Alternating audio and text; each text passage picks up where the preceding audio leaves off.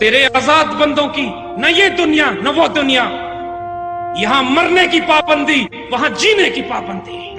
یہ کبھی نہیں ہوا ہے کہ کسی قوم نے عروج حاصل کیا ہو اور اس کو اس کے لیے قربانیاں نہ دینی پڑی ہو۔ یہ کبھی نہیں ہوا ہے کہ کسی قوم نے عروج حاصل کیا ہو، دنیا میں اللہ تعالیٰ کی تقدیر ساز کار ساز ہو، اللہ اس سے کام لے اور اس کو زلزلے کی طرح ہلا کے رکھ نہ دیا گیا، اس کے وجود نہ ہلا دیے گئے ہوں، اس سے آزمائشیں نہ لی گئی ہوں، اس سے شہداء نہ مانگے گئے ہوں، اس کی بہنوں کو بے عزت نہ کیا گیا ہو، اس میں ڈاکٹر آفیہ پیدا نہ کی گئی ہو، اس کے اندر گوانٹانامو بے کے غازی اور شہید نہ پیدا کیے گئے ہوں، اس میں لاکھوں مسلمانوں کا خون نہ طلب کیا ہو۔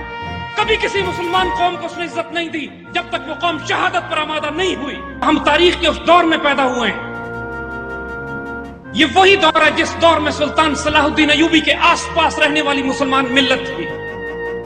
اس میں خوش نصیب ترین لوگ بھی تھے اور بد نصیب ترین ملت تھی۔ خوش نصیب وہ تھے جن کو اللہ تعالیٰ نے سلطان کے ساتھ کر دیا، پوری مسلمان ملت سے لوگوں نے جان مال عزت کی قربانیاں دی، عورتوں نے اپنے زیور دیے، مسلمان اور بہنوں نے اپنے بھائی بھیجے، سہاگنوں نے اپنے سہاگ بھیجے کہ سلطان کی فوج میں شامل ہو جا کے بیت المقدس شریف کو واپس لینا ہے۔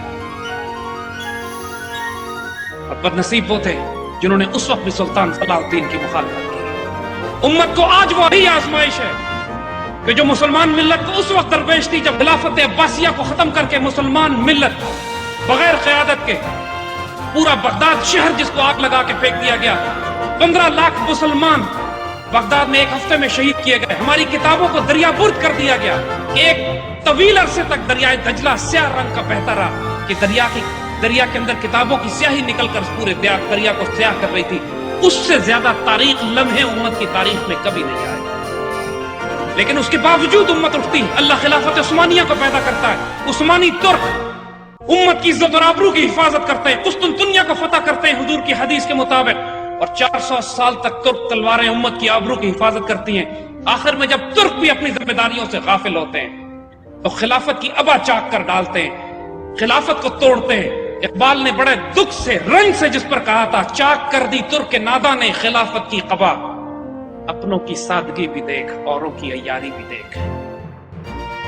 کچھ اپنوں کی سادگی ہوتی ہے، کچھ اوروں کی عیاری۔ ہمارے بزرگوں نے خلافت موومنٹ چلائی خلافت کو بچانے کے لیے، لیکن اس وقت اللہ کے راز کو نہ پا سکے کہ اللہ نے پہلے حکمرانی عرب مسلمانوں کو دی، اندلسیہ میں مسلمانوں نے عروج قائم کیا، بغداد اور دمشق مسلمانوں کے مرکز تھے۔ اللہ نے اس کے بعد جب عرب کمزور ہوئے، انہوں نے اللہ کے حکم کو توڑا تو اللہ نے یہ حکمرانی ترکوں کو منتقل کر دی۔ ترک مسلمانوں کی تلواریں 400 سال تک امت مسلمہ کی قیادت و سربراہی کرتی رہی، اور جب ترک کمزور ہوئے تو اللہ تعالیٰ نے اب امت مسلمہ کی قیادت پاکستان کو منتقل کی۔ اس طرح بارش بھیجنے سے پہلے اللہ ٹھنڈی ہوائیں اور بادل بھیج کے خوشخبریاں ہمیں سناتا ہے اس آنے والی رحمت کی جو پیچھے آ رہی ہوتی ہے۔ اللہ تعالیٰ نے اس آنے والی خوشخبریوں کی بشارت بنا کر علامہ اقبال کو بھیجا ہمارے درمیان، وہ مفکر، وہ دانشور، وہ فقیر، وہ اللہ کا ولی، وہ اللہ کا رازدار۔ جو کلام علامہ اقبال کا ہے، جو پیغام آپ نے ہم کو دیا، وہ پاکستان بنانے کے لیے نہیں تھا، پاکستان بننے کے بعد والی نسلوں کے لیے تھا جنہوں نے پاکستان بننے کے بعد آنا۔ اور آپ لوگ اس 63 سال کی تاریخ میں آج اس پوری امت مسلمہ میں جو خوش نصیب ترین نسل ہے وہ آپ لوگ ہو۔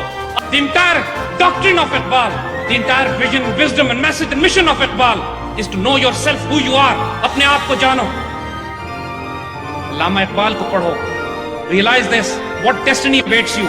آنے والے دور میں ایک fascinating destiny آپ کے لیے لکھ دی گئی ہے، جب کفر اپنے دفاع کے لیے یورپین یونین بنا سکتا ہے جس کا کامن ڈیفنس ہے، کامن کرنسی ہے، کامن پارلیمنٹ ہے، کامن پریزیڈنٹ ہے، اس بات کے باوجود کہ یہ مختلف ممالک ہیں، تو ہم مسلمان مل کر ایک یونائٹڈ اسٹیٹس آف اسلام، ملت متحدہ اسلامیہ کیوں نہیں بنا سکتے ہیں؟ And we will make it inshallah, we'll live for it۔ And the system that we want to do, the Pakistan we want to make, would be the model on the lines of Khilafat Rashida as desired by Qaid Azam Rahmatullah alayh۔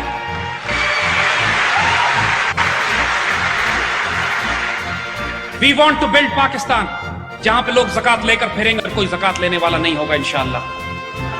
We want to build a Pakistan جہاں پر کوئی ظالم کسی مظلوم پر اس لیے ظلم نہیں کرے گا کہ ظالم کے پاس اختیار اور طاقت ہے۔ ایک بڑھیا بھی وہاں پر وہ خلیفہ وقت سے پوچھ سکے گی کہ آپ کے پاس 2 چادریں کہاں سے آئیں اور ہمارے پاس 1 چادر کہاں سے آئی. جہاں خلیفہ وقت کو اپنی ذرہ لینے کے لیے یہودی سے عدالت میں جانا پڑے گا اور خلیفہ وقت ثبوت پیش نہ کرنے کی وجہ سے مقدمہ ہار جائیں گے. ہمیں وہ پاکستان چاہیے جہاں عدل اور انصاف اتنا ہوگا کہ ایک اونٹ والا خلیفہ وقت کے خلاف مقدمہ کر کے بھی جیت سکتا ہو. ہم وہ پاکستان بنانا چاہتے ہیں جس کی ہاں اور نہ میں انشاءاللہ دنیا کے فیصلے ہوں گے. ہم وہ پاکستان بنانا چاہتے ہیں جو پوری دنیا میں مسلمانوں پر جہاں بھی ظلم ہو رہا ہو پاکستان امت مسلمہ کی آبرو کی حفاظت بھی کرے گا اور نمائندگی کی. اور یہ بات صرف ہم نہیں کر رہے, قائد اعظم نے اس کی بنیاد رکھی تھی, ہم صرف اس کی تکمیل کریں گے. ہم کسی کو اپنی ذات کی طرف نہیں بلا رہے, کسی کو کسی بادشاہ کی طرف نہیں بلا رہے. ہمارا پیغام صرف ہے کہ ہم آپ کو سبز گنبد کی طرف بلا رہے ہیں یا سبز ہلالی پرچم کی طرف بلا رہے ہیں. ہمارا پیغام آپ کی آئیڈیالوجی ہے یا آپ کی آئیڈینٹی ہے. آپ کی آئیڈیالوجی اسلام, آپ کی identity Pakistan. We'll live for it, we'll die for it, inshallah.